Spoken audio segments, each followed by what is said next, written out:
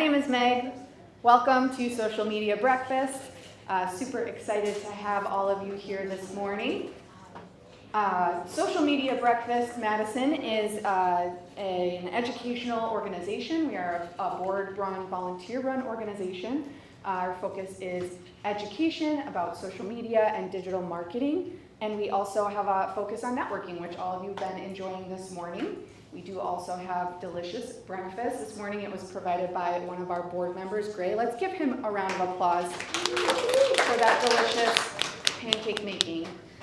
We meet every third Wednesday of the month here at Dream Bank.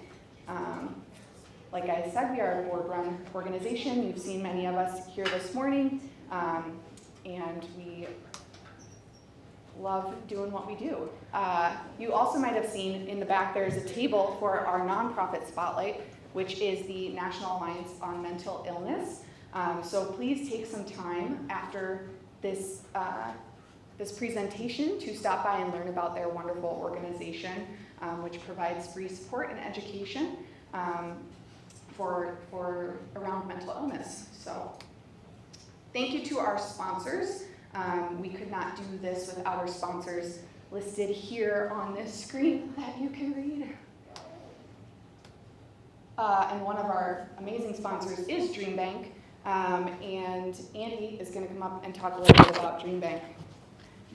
Andy. Oh, thanks so much, Meg. And good morning, everyone. Hello, welcome. I recognize most of you. Yeah, really appreciative of this long-standing partnership with Social Media Breakfast Madison. I know that I personally have been involved for numerous years and have gotten to know a lot of you. For those of you who I haven't yet met, would love to introduce myself and chat a little bit more in depth about kind of what we do here. Speaking of which, for those of you who maybe aren't familiar, we are a free community resource that is put on by American Family Insurance, and everything we do is meant to ladder up towards the inspiration and pursuit of dreams, in large part by removing barriers for individuals. So that plays out, I would say, in three major ways, the largest one being the events that we host. So we host right around 15 free events a month that are all organized through the lens of personal and professional development. And we cast a very wide net in terms of our offerings. So I am in charge of a lot of our business-oriented events, but we also offer a lot of events that are tailored to overcoming barriers or roadblocks in dream pursuit. All of our offerings are online on our website, which is amfam.com/dreambank, so would love it if you could go ahead and take a peek at that just to get an idea of what we have coming down the pipeline. In addition to the events that we host, we also function as a drop-in co-working space. So some of you probably saw some of the red tables, maybe even were eating your pancakes and bacon and sausage. Again, shout out to Gray Miller for the wonderful breakfast this morning. But yeah, that's meant to function as a drop-in co-working space. So let's say you live on the east side, you're meeting someone who lives on the west side, kind of need that central location. You're more than welcome to come in and have a quiet place to work. Our hours of operation are Tuesday through Thursday, 9 to 5. So whenever we are open, you're always welcome. Lastly, the very back of the space, we have a very robust and interactive exhibit. It's always rooted in positive psychology, rotates a handful of times throughout the year, and meant to embody some of the beliefs and values of the company. The exhibit right now has been here for quite some time, and that's because it's awesome. It's building your dream, a lot of design thinking concepts and principles that are incorporated into it, talking about gap analysis. I know where I'm at right now in my dream pursuit. I know ultimately where I want to be. How do I navigate the middle part? Traditionally, the hardest part of any sort of goal or dream that you're working towards. So some really good resources in there. Highly encourage you to check that out. Lastly, if you're ever interested in reserving this space, when we're not utilizing it for our own programming, we offer it up free of charge to the community as well. So I know a handful of you have taken advantage of that. Any sort of board retreats, business networking events, really anything that aligns mostly with kind of what we do here, we'd be more than happy to accommodate that. You can chat with myself or my coworker Jenna Sticka, who's in the back of the room. There she is. So yeah, feel free to ask us any sort of questions pertaining to the space or our programming. And with that, I will kick it back to Meg. Thank you. Okay, so each month we give away a Yola's Cafe $10 gift card. I'm not going to do that right now. You are going to have to stick around and figure out how. We'll figure that out together. And without further ado, I would like to introduce our wonderful speaker today, Jenna Piche, who will be talking about strategies to cultivate work-life harmony. You have a mic. Do you need this mic? You're good. Okay, let's give it up. Good morning. Thank you so much, Meg. Oh, did you want to chat about this before I move on? Oh, What is going on there? Wait, did I do something wrong? I don't think we got cut on it. We did. Yes. This is at the end? So we got to switch? Yes. Oh, boy, man. All good. We're going to figure it out. switch. We're going to switch to your Great. presentation. Oh. I'm going to let you do that. Thank you. Yes. Take two. Let's give it up one more time.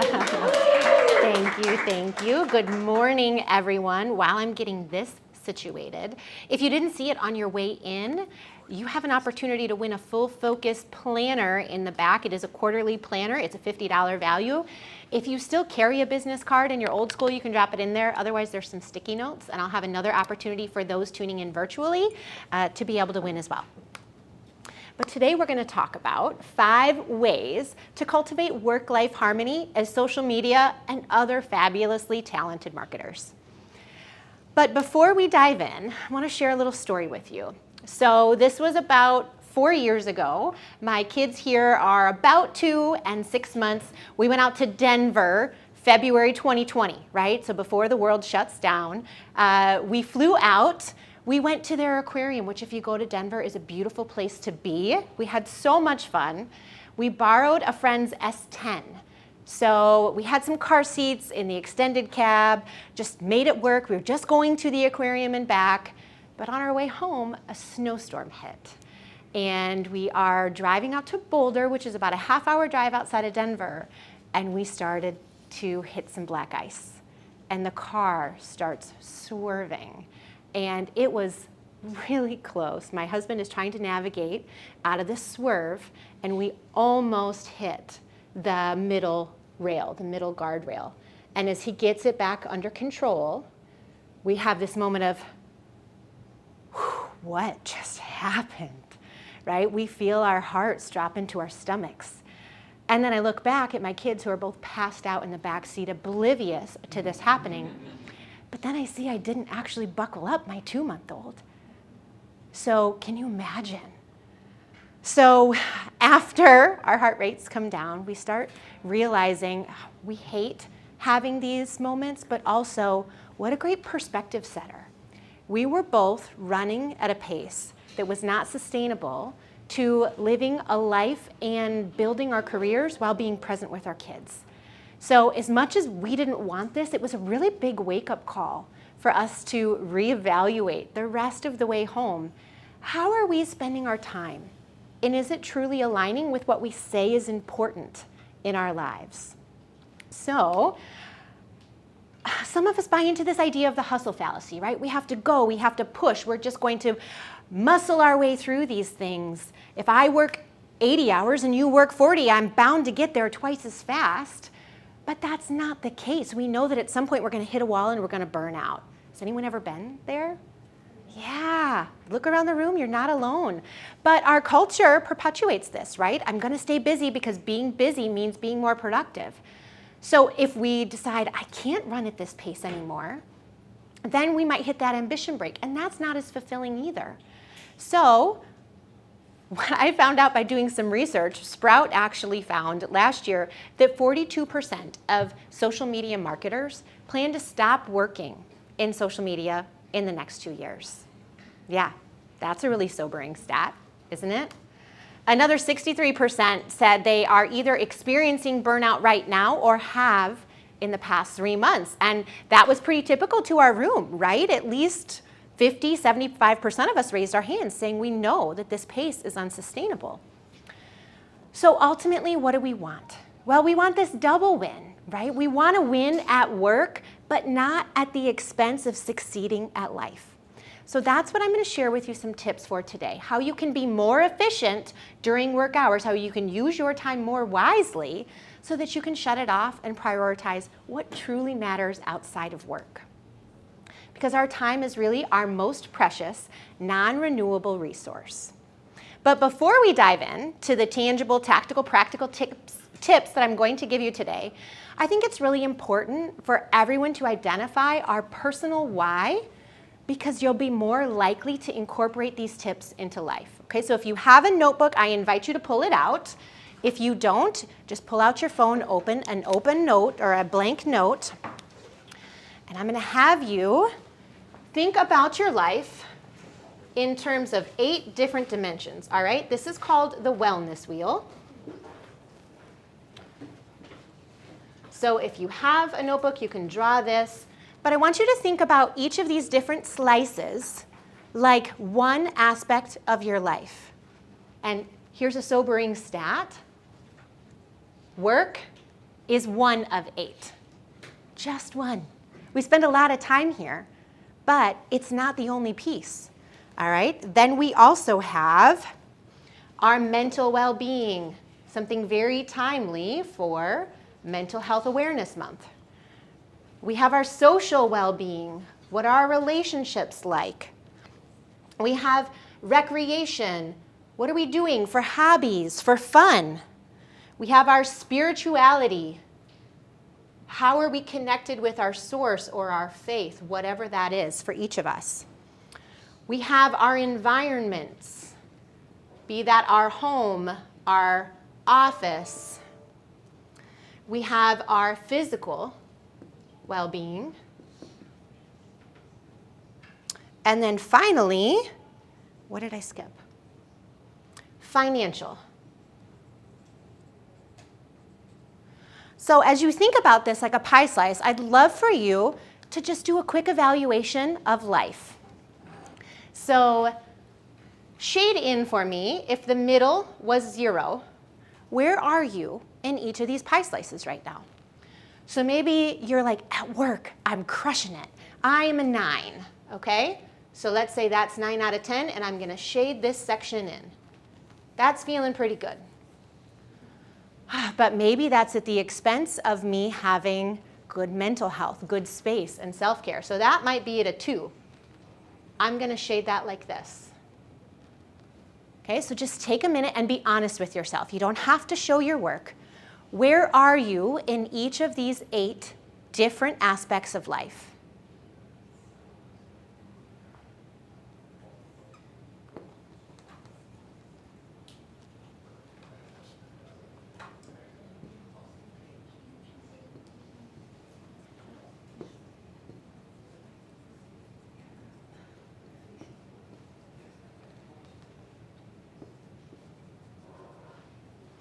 And if you fill out the whole wheel, you might end up with something that feels a little wonky, right? If we were to pick this up and put it on a car, you're going to get a lot of bumps because it's not extremely smooth. So once you have that filled out, I invite you to ask yourself, where are my biggest opportunities? If I were to reclaim time from work, work more efficiently, where would I repurpose that time? If I could regain 5 or 10 hours a week, what would that make possible in these other areas of life?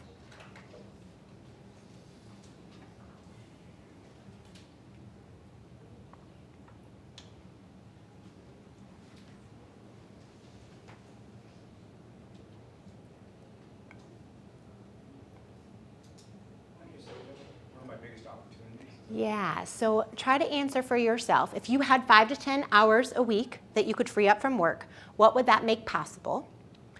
And where would you focus them? Where are your biggest opportunities? So if this were your wheel, for example, one of my biggest opportunities is probably my mental well-being or my spirituality.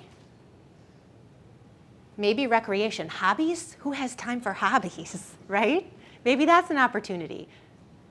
I used to play sand volleyball a lot. It filled my cup. I don't make that space anymore. Is that something that I'd repurpose my time doing? So once you have an idea of how you would spend this reclaimed time, using these tips becomes even more important because now you know what the goal is. Now you know how you can repurpose that time. All right? I invite you to continue this exercise if you weren't able to finish it today, but we're going to keep moving here. Really what this shows us is that at some point, you gotta be real with yourself about the gap between the life that you're living and the life that your daily habits are leading you toward.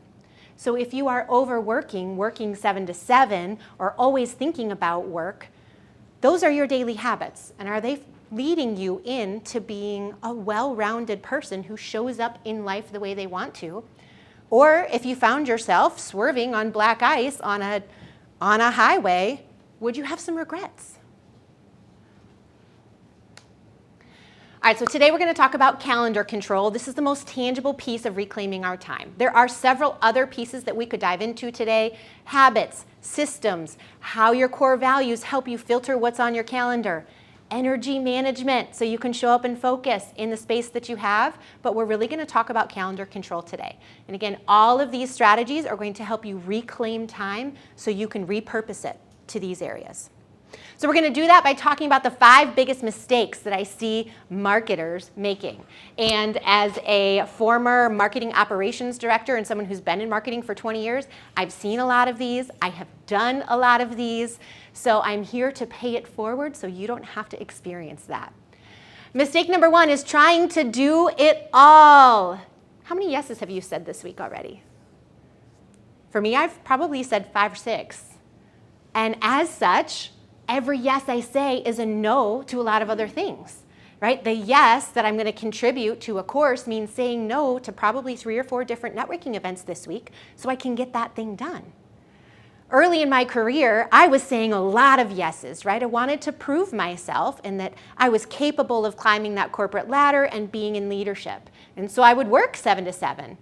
And I thought, this is my way of proving myself, right? But all it did was show my leadership team that I had no boundaries, that I didn't know how to prioritize, and I didn't have a life outside of work to escape to.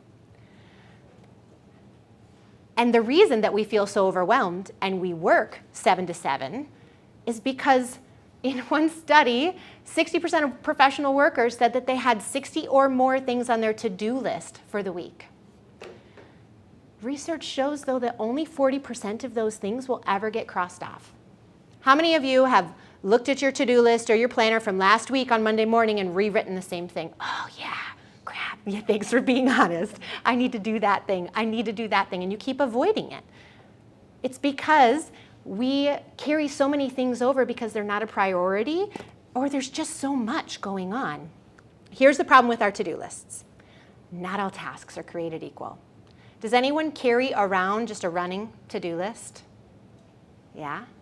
Right, so if it's just line thing I need to do, buying dog food, or maybe creating a new landing page for that lead magnet that would be nice to have, isn't as important as, say, getting out that client work that's due next week, or making sure I get that email done that needs to go out tomorrow.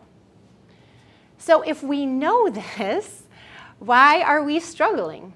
Well, it's because we waste our time doing the wrong things, the things that feel really easy to check off the list, like answering Slack messages or getting back to people on email because at least it feels like we're doing something. Or we know what we need to do, we just don't do those things often enough. I was a health coach before I became a time management coach, and one of the things I heard so many people saying was, I'd love to work on my time, or I'd love to work on my health, Jenna. I know what I need to do, I just can't make myself do it. A lot of us have that in work too, right? We know the things that we need to do as part of our job to move us forward, yet those are the things that we scramble to do at the last minute. So what do we do instead? If we could have a little bonfire out here, which would probably not be allowed, I would invite you to take your to-do list and burn them and replace them with a daily big 3. This is a game changer when it comes to your productivity for several reasons. Reason number 1, you are not staring at a to-do list of 60 things. You are staring at a list of 3. Every time you stare at a list of 60 things, it's just overwhelming. There's just so much that the weight of even doing one of those things feels overwhelming. But staring at 3, the human brain can handle 3 things. So that's number 1. Number 2, when you accomplish these 3 things, you feel more accomplished than you do at the end of a really busy workday when you tried to do the 60 things. So, yes, Jenna, okay, a daily big 3, great, but I have this huge list. I'm going to give you 3 filters to prioritize that list down to 3. And as a preview, before we move on here in a couple minutes, I'm going to have you write your daily big 3 for today when you leave. So filter number 1 is the Eisenhower matrix. Has anyone seen this before? Yeah, great. Okay, so review for some, new for others. But this is really something that was put together by President Eisenhower to think through what he needs to prioritize. As President of the United States in a really important time in history, there's a lot of things going on. So think of this matrix with urgency along the top and importance down the side. So those things that are urgent and important, those are the do now things. Those are the things that should make it to our daily big three. These are probably the things like if you are growing the business or in sales of some kind, finishing the proposal, doing the follow-up, scheduling the client meeting. If you are doing the actual content writing, these are probably things like time blocking to make sure I write the email, write the content, get feedback from the client. So those are big three worthy. Then we have the important but less urgent things, right? These are the things that are likely part of your job description, part of running your department, but they don't need to get done today. The world is not going to be on fire if you don't do it by 5 o'clock or midnight. So these are the things that we schedule. We look at our calendar and we say, oh, I can't do this now, but it looks like next Tuesday at 2 p.m. I might have an hour to work on that project. So you go claim that hour, you name it for this important thing, and now you know that you're going to get that thing done, and you can take that mental weight off. Because I don't know about you, but carrying around that long to-do list is really this mental, emotional weight that keeps me from doing the meaningful work. So by scheduling it for a future time, I'm relieving that pressure. The next area here, area 3, is what's less important but urgent. Usually these are the things that other people need from us that we don't deem important. How many of you have had people saying, oh, I just need you to look at this one thing. Oh, this client wants this thing done, right? But it's not your urgent. So can this be delegated? Do you have a team that could grow by taking on these things so that you can free up your time to do more of the zone 1 things? And then finally, the less urgent and less important, I would argue, does that stuff need to be done at all? Especially at the expense of the urgent and important. All right, so this is filter number 1 for that long to-do list. Filter number 2 is to look at your goals and ask the question, what is the next best step I need to take to move this forward?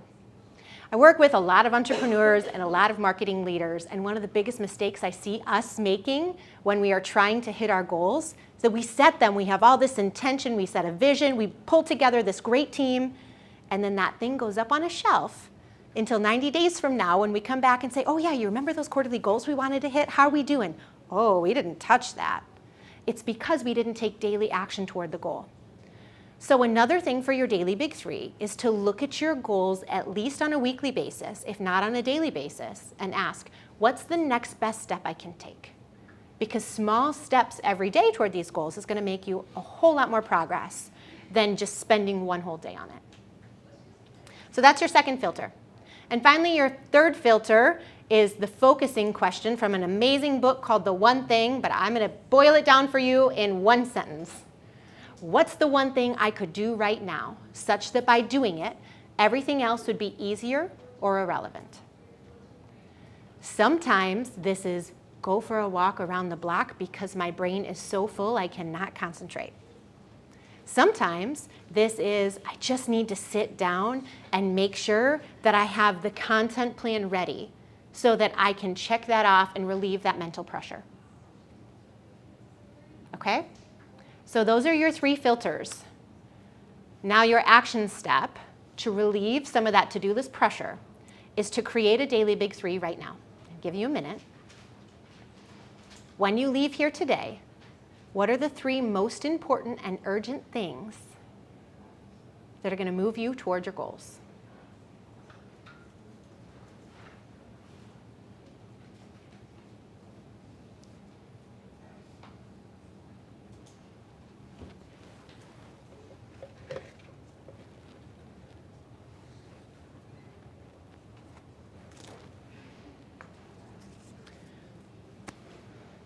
When you're done with that, just for fun, let's pretend we are kindergartners in soccer. You can touch your nose.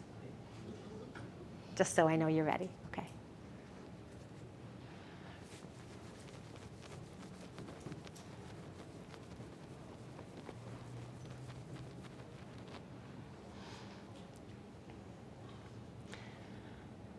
All right, so step number 1 toward helping you reclaim some of this time and relieve some of this pressure is to create that daily big 3. Moving forward, in a perfect world, you would time block at least 90 minutes, maybe 2 hours in the morning to get that stuff done. Again, because once we get it done, we feel this lifting of pressure. But also as summer comes, you might say, I got the most important 3 things done, and it's Friday at 2 o'clock. I'm gonna go enjoy a glass down at the terrace. I'm gonna call a friend. I'm gonna go have lunch with my mom because you did the most important work. All right. Mistake number 2 that I see us making that is really weighing on our mental energy is not setting boundaries. Maybe you have some examples of this in your life. I have shared mine, but ultimately, if we aren't setting boundaries, we are letting work escape the areas that it should. Has anyone heard of Parkinson's law? So there was this man who did research with government workers, and they had 2 groups. And it was the same project that he took. To the first group of workers, he said, here's your work for the day. And to the second group of workers, he said, here's your work. When you're done, you can go home. Guess who got it done faster?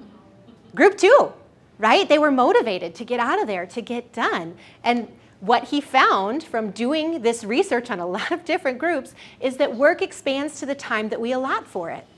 But if this is true, then the opposite can also be true.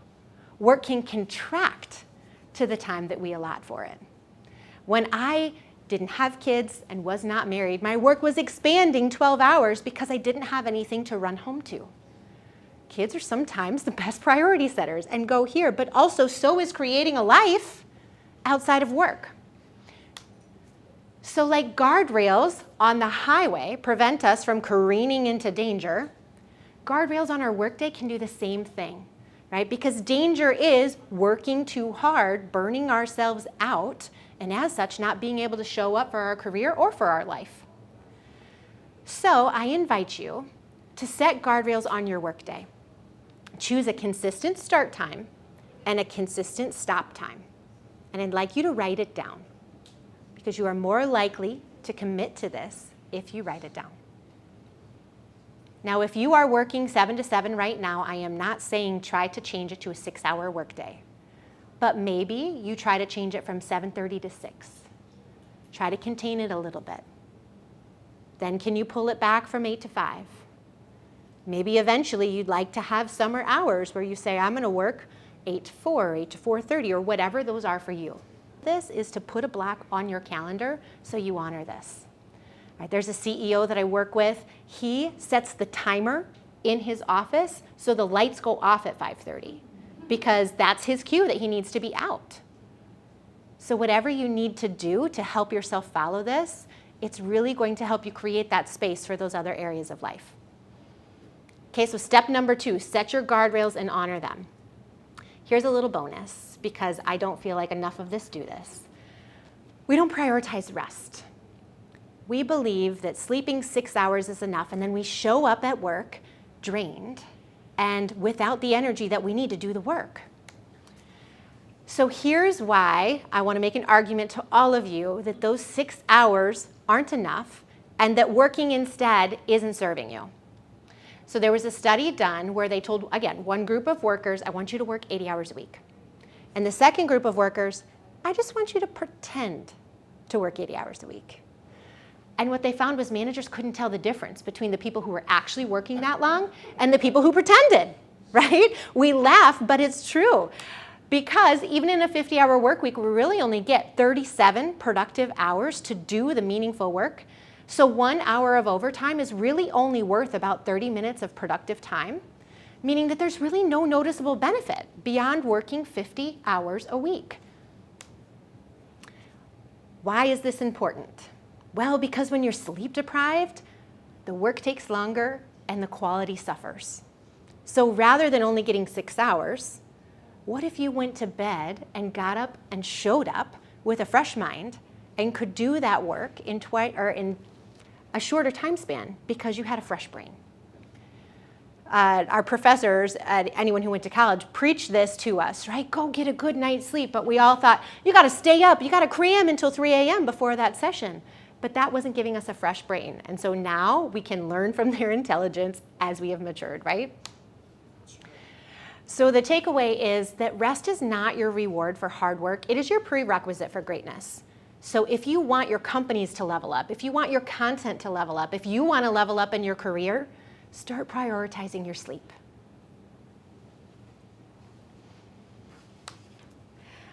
So because I like really easy equations, we're going to do simple math. I want you to create your wake-up time. Just think about, in a perfect world, when would I wake up in the morning with what I need to get done and when I need to be to work. So let's say for easy math, this is 6 a.m. Okay? You set that wake-up time. We subtract 8 hours. Our bedtime is 10 p.m. Okay? Here's the secret to getting to bed on time and not staying up and watching Netflix marathons or getting lost in email or things that aren't productive. Set a reverse alarm on your phone. Okay? This thing can be extremely powerful when we use it in the right way. My husband laughs at me because my reverse alarm goes off at 8:30 because I like to be in bed asleep at 9 o'clock. Jenna's got to go to bed. You're just like our 5-year-old. Yeah, because I prioritize my sleep and I wake up with so much energy. So this is one way you can honor that for yourself and show up well in those other areas of your life. All right, so I highly recommend you choose a consistent bedtime and set a reverse alarm. All right, mistake number 3 I see folks making that is really pushing on our mental energy is accepting everything that comes our way, right? A client says, yes, I need you to do this thing. Okay, sure. Oh, can you do that by tomorrow? Yeah, totally, absolutely. And then your boss says, oh, hey, we have this project coming up. We want to take this on. Can you do this? Yeah, sure, I can do that by tomorrow too. And then we end up with this loaded plate and not enough time to do it. So how many of you in the pandemic organized something? Anybody? Yeah, right? There's a whole industry around home organization. And the gist of it that I got was, let's make all of your stuff look pretty. Not, let's get rid of some of the crap that you're trying to fit in your house. Let's just make all that stuff look pretty.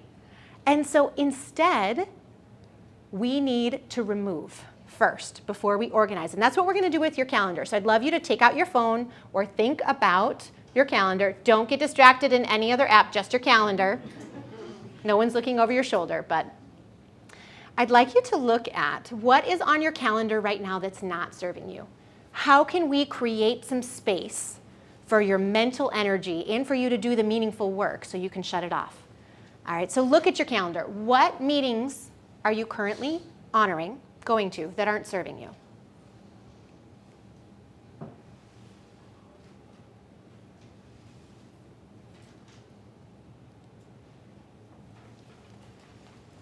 And then think about the commitments that don't make your calendar. And which of those aren't serving you? If you have an aging parent, are you running them to 3 appointments a week? And that's eating into your time. I'm not saying it's not extremely valuable, that's just something that's maybe not serving where you are headed. Are you on a bunch of committees? Are you giving out pro bono work and this is not the time and space for you to do that, right? All of these things are amazing, but they should be relevant to the season of life that you're in.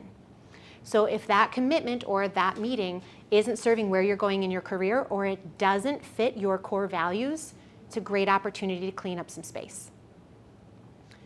So once you look at that and you start saying, okay, here are some opportunities I could clear up some space, then you can ask yourself, what's distracting me? What's pulling me away from doing the meaningful work? And I like to think of this as a not to-do list, right? We carry these really long to-do lists, but what if we carried a long not to-do list? The things that don't serve us. And so these could be things like doom scrolling social media before I go to bed, watching 2 hours of the latest reality TV, passing out on the couch, walking into the office and gossiping with all of my coworkers for 45 minutes rather than sitting down and doing the work. Maybe these are bad habits you need to break. All right, so what's on your not to-do list? I invite you to try to come up with 3 right now.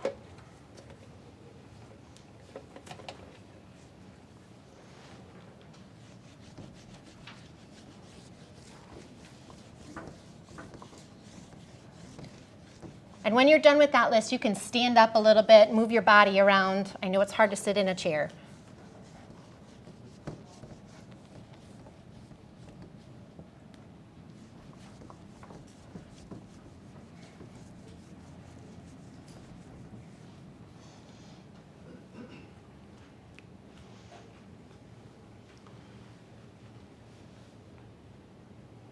Anyone want to share something on your not to-do list? Yeah, Andrea. Part of it is like no clear focus and trying to do all the things. It's sort of two different, but also very similar. Mm-hmm. Yeah, I like to think of that like the pilot and the plane. Yeah. The pilot is the one actually directing what work to do, and then the plane is the execution. It's the actual flying of where we're headed. So if you can be the pilot before you start in the execution space, we can get a lot more done. Absolutely. Great example. Anyone else want to share a not to do? Yeah. I was actually podcasts and audiobooks. Yeah. Like I listen to them like a fiend at 2x every day. And I'm all like thinking I'm cool, listening to an audiobook on Audible every week. But it's like I don't need any more ideas. I need to focus and execute. Yes, absolutely. I think a lot of us can relate to that. We need to execute more than we need more learning. Yeah, thank you for sharing. All right, so I'd love to share with you, once you have identified these things, how to negotiate your way out of them so you can use this space, all right? I find that if people give us a script, sometimes it's a little easier to give us the courage to do the thing.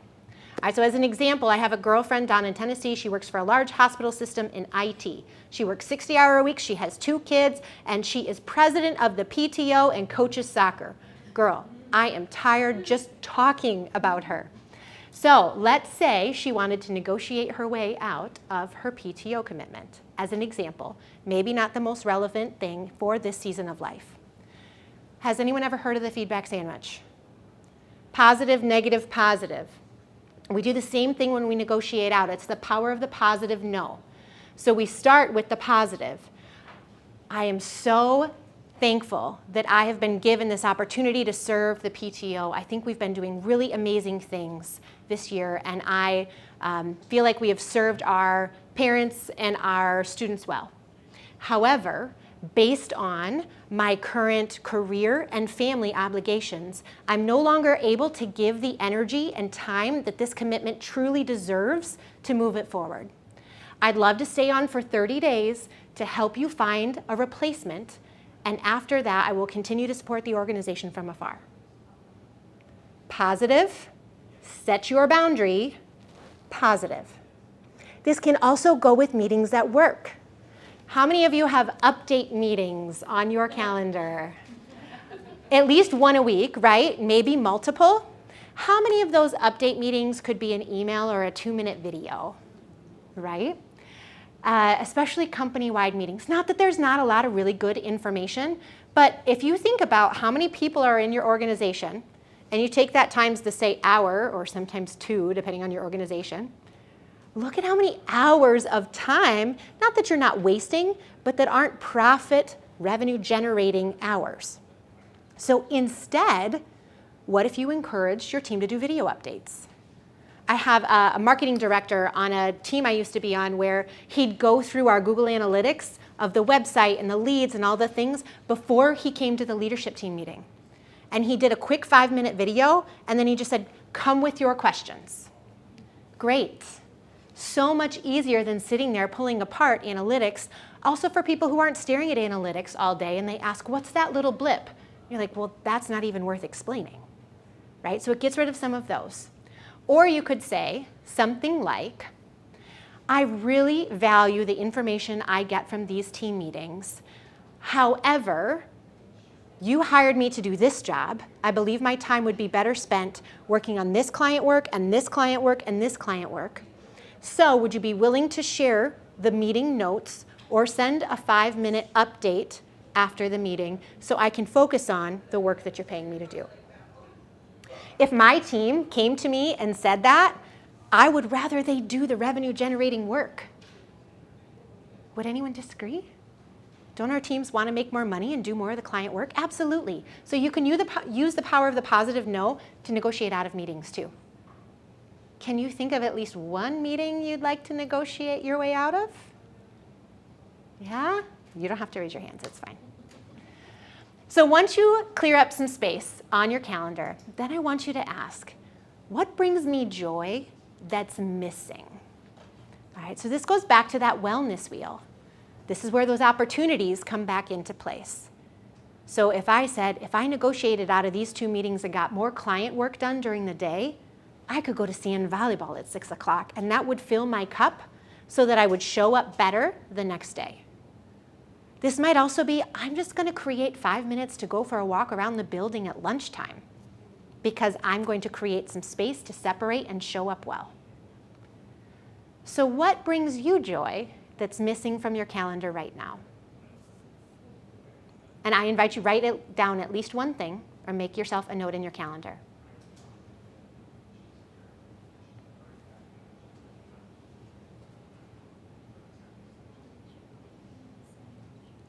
Dedicated puppy snuggles, if you have a home office.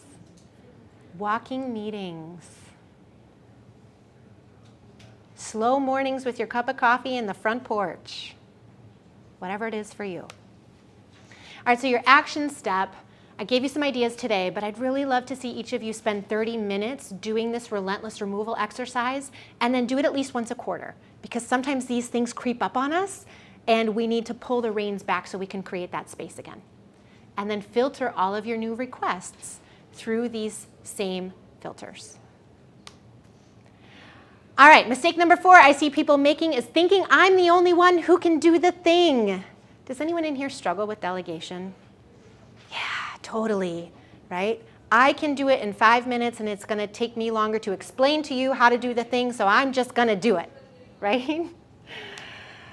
But perfectionism is the enemy of progress for so many reasons. Every one of those little 5-minute things that I say I do that are probably not in the urgent and important matrix are, 1, pulling me away from the important work, and 2, not allowing someone else to grow. So I'd like to introduce you to a concept called the freedom compass, okay? And at the core of this is this idea that we all have things that we really love to do, and we all have things that we absolutely hate. So at the top here, we have passion and proficiency, right? This is your desire zone. So this is likely the reason that you got into your job in the first place. Us marketers, we love to be creative. We love to share ideas, come up with cool copy, see our clients succeed, maybe see their performance spike, right? This is why we got into this career. The drudgery zone is the complete opposite. These are the things that we don't like doing, that we're not any good at. All right? Now, just to round it out so we are all on the same page, zone 2 is the distraction zone. These are the things that you like to do, but you're not as good at. Maybe you are a really good social media marketer, but you're not any good in WordPress or HubSpot or wherever you update those sorts of things. You can move that into the development zone if you feel like that's something that would be really important for you to learn and grow, to advance, but otherwise it's a distraction. And then zone 3 is the disinterest zone, right? These are the things that you are really good at, but you don't like doing. These are the things that get tossed your way on a regular basis because you can do them in 5 minutes and someone else it'll take 2 hours. Right? So I'd love for you, let's just focus right now on the drudgery zone. So try to come up with at least 3 things in work or in life that you don't like doing and you're not any good at.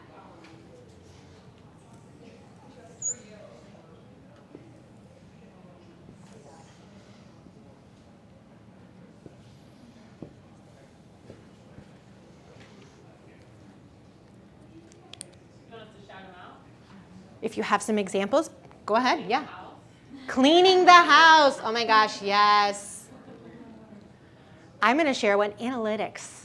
Like, I love the data, but digging the data out of analytics is not something I love.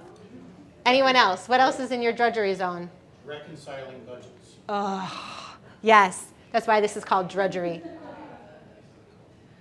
Mine used to be similarly expense reports when I was in sales. I hated the detail of expense reports.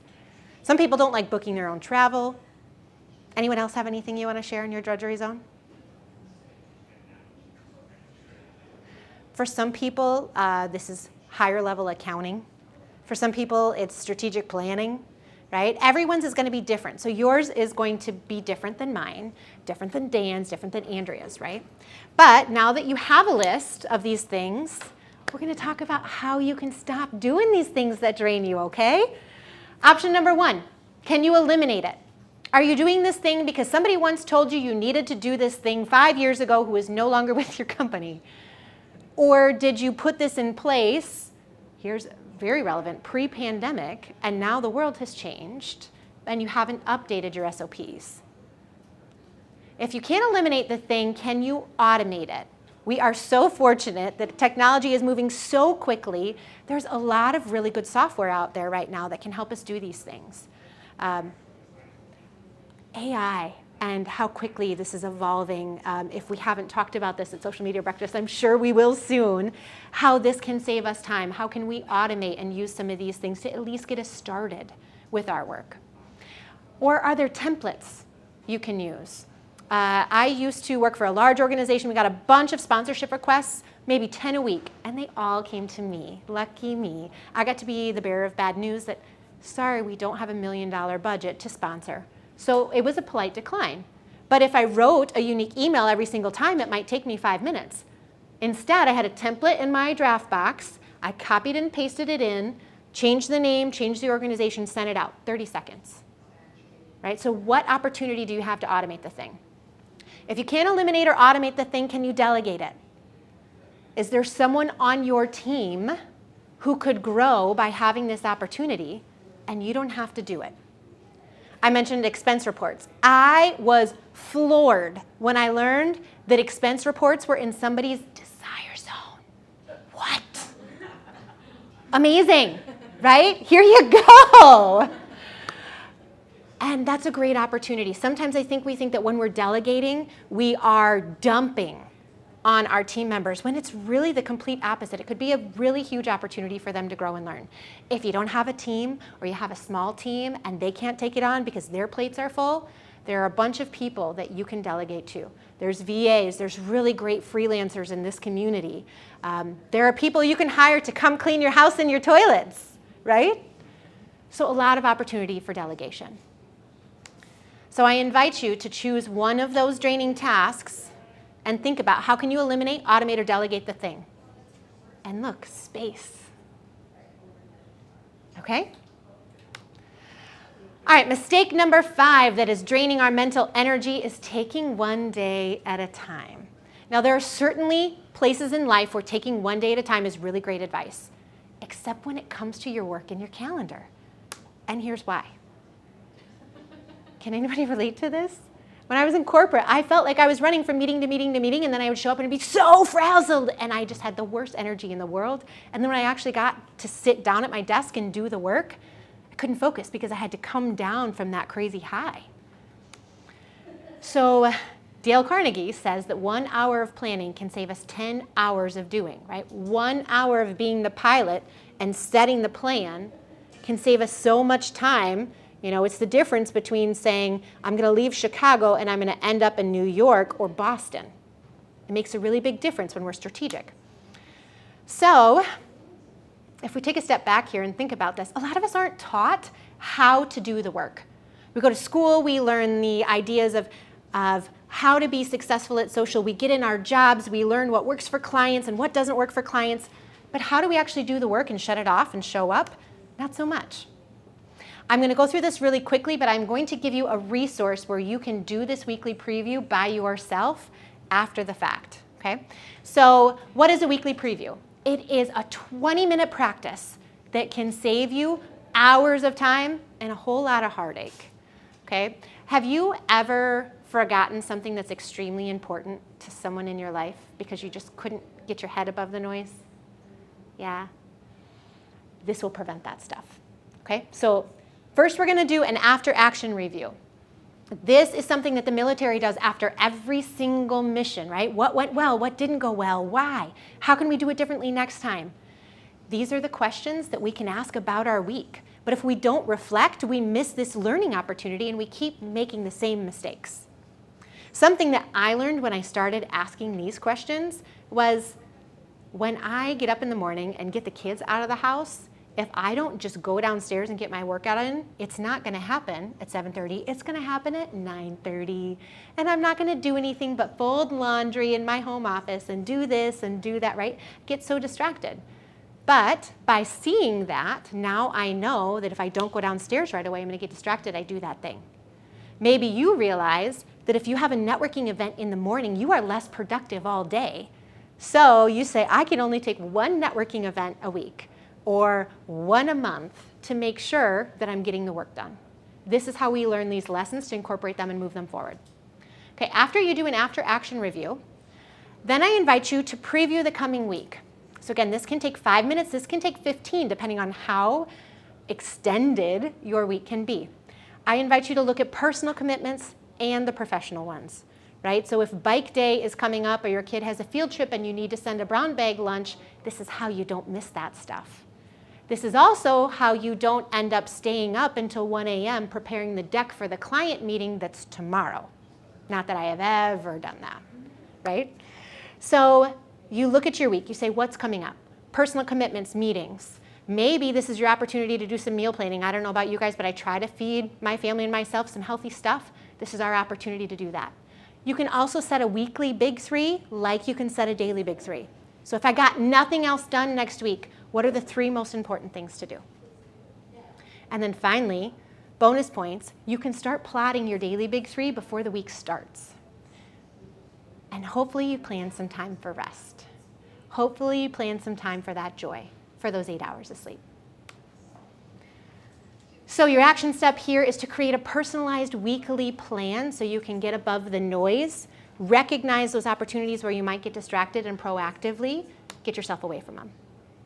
All right, so these were our 5 ways that we can reclaim some time, get back some balance, and have a little time to show up well. Set your daily big three. Create your guardrails. Get some rest. Remove those extraneous things that aren't serving us. Eliminate, automate, delegate, and plan with a weekly preview. Okay? James Clear has said so beautifully, every action that we take is a vote for the type of person we wish to become. So no single instance will transform our beliefs, but the votes add up. And that's the evidence for identity. So if we want to change where we are headed, we need to change our daily habits, starting with these steps. All right, I hope you found this useful. I would love to hear any questions if we have time, but I have some resources for you. First, I launched a new podcast on Monday. It's called The Other Side of Busy. Thank you. You can go find it on YouTube. It's just at Jenna Piche. And also, I have for you a weekly preview template. So it's a 2-page document that will walk you through that whole process I just shared with you. Again, it's only 20 minutes. It's really worth it. And I have a tutorial to go along with that. So you can head there to find that, or go to weekly preview template right down here. And then finally, I would love to give away, yeah, could you, Meg? That would be wonderful. While Meg's running back to grab that, we have an opportunity here for questions. Any aha moments? Anything that you've tried that hasn't worked? What's that? Yeah, Egan. Sure. Awesome. She's going to do another drawing after, too. Oop, I'm so sorry. You cover a lot of the same stuff and have it your own way, so I think it's really a great science phenomenal. Thank you. Thank you. I'm curious, do you run into, or do you have any thoughts on, do you coach people differently if they have ADHD? Yeah, it's a really, yes. So Egan asked, do I coach people any differently if they have ADHD? Yes. So the first thing that we do is we really focus on the quick wins rather than the high-level strategy, because we want to see progress right away. The other thing that we do is we talk about leaning into it as a strength rather than working against it as something that you have to fight.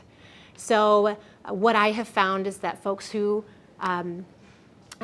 associate with this tend to really get into focus time, and they can lose 4 hours in focus.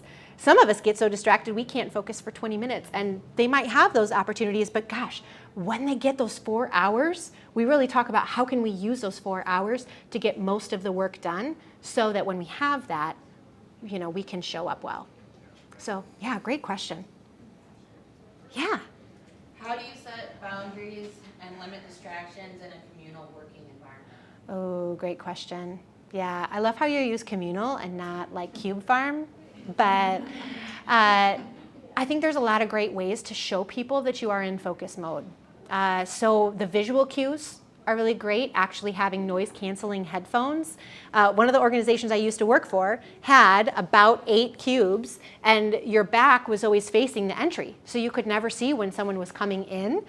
So I saw a lot of people put up mirrors, 1, so they weren't surprised, but 2, they'd put on noise canceling headphones, and that was their sign that they were in focus deep work. There were still some people who'd tap them on the shoulder and be like, hey, I got a question for you. So then putting up a sign is really helpful. Something like, I'm in focus work until 2 p.m. If it's urgent, text me or come find me after 2. And I feel like that people honor that when they see that you're actually getting the important work done, and they will give you space for that, if you in turn honor the same for them. Another thing that's helpful is understanding people's superhuman time, something we didn't touch on a bunch, but I used to work in marketing operations, and we had a software developer who was like, please don't give me any meetings before 11 o'clock. Like, things come in for clients, things break, I need to get that stuff done right away in the morning. So we shifted, knowing that that was his superhuman time. He needed at least 9 to 11 in the morning. So you can have conversations with the people you work with on a regular basis to say, what time do you need to protect? Yeah. Okay, we are just about out of time here, so we Great. should do Oh, let's do it. special Yes, drawing. thank you. All right, so the free full focus planner, Meg, you can draw. Ooh, okay. Well, I did put my name in here. Yes. So.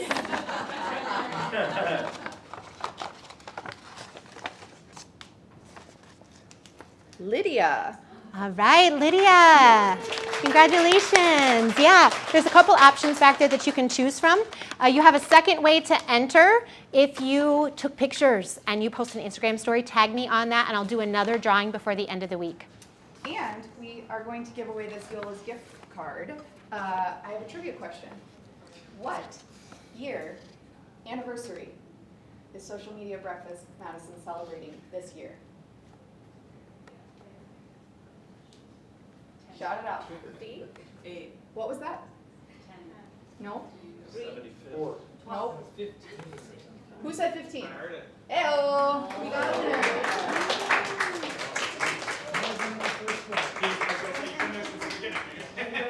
Check your calendar.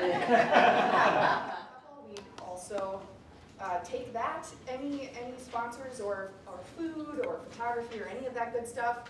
And if you know of a local nonprofit we should highlight here, send that our way. So, and we can't forget, we do offer scholarships for learning opportunities in the social media and digital marketing space. So if you're looking to further your education and you need some financial help there, please apply for a scholarship. I think that's it.